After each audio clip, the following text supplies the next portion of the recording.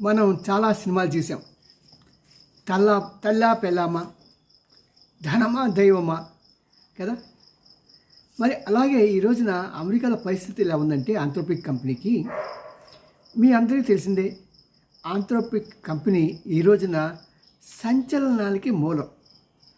తను చేసినటువంటి artificial intelligence ఈ పరికరాలు, అంటే ఆ డిఫరెంట్ సాఫ్ట్వేర్లు ఎలా పనిచేస్తున్నాయంటే, కొన్ని వందల మంది చేయాల్సింది కొన్ని లక్షల మంది చేయాల్సిన పని కొన్ని వందల మందిలో చేయడానికి అనువుగా తయారైంది.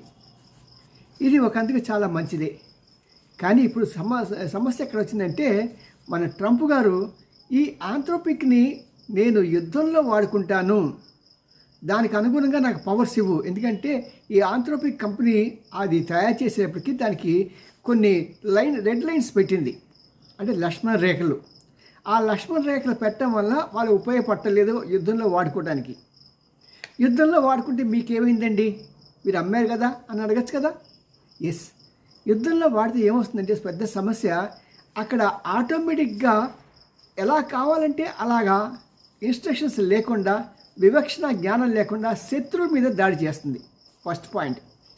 సెకండ్ది, ప్రపంచంలో ఉన్న ప్రతి ఒక్క ప్రజల మీద కదా, మనుషుల మీద కూడా అది నిఘా పెడుతుంది.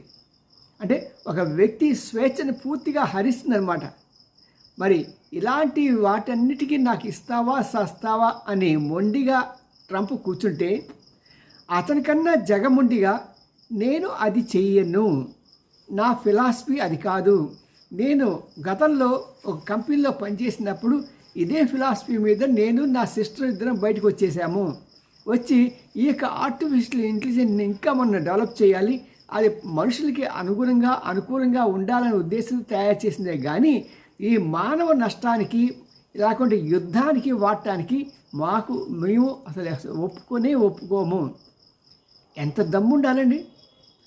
అక్కడ ఇదివరకు డిఫెన్స్ మినిస్ట్రీ అని ఉండేది అమెరికాలో, దాన్ని తీసుకొచ్చి ఇప్పుడు వార్ మినిస్ట్రీగా పెట్టారు. అంటే అది హెడ్ క్వార్టర్స్ పెంటగాన్. $200 బిలియన్ వీళ్ళకి ఆర్డర్ ఉంది, అయినా సరే చీపా అన్నట్టుగా మన ఈ కంపెనీ వాళ్ళు, ఆంథ్రోపిక్ కంపెనీ వాళ్ళు దాన్ని వదిలేసుకుంటున్నారు.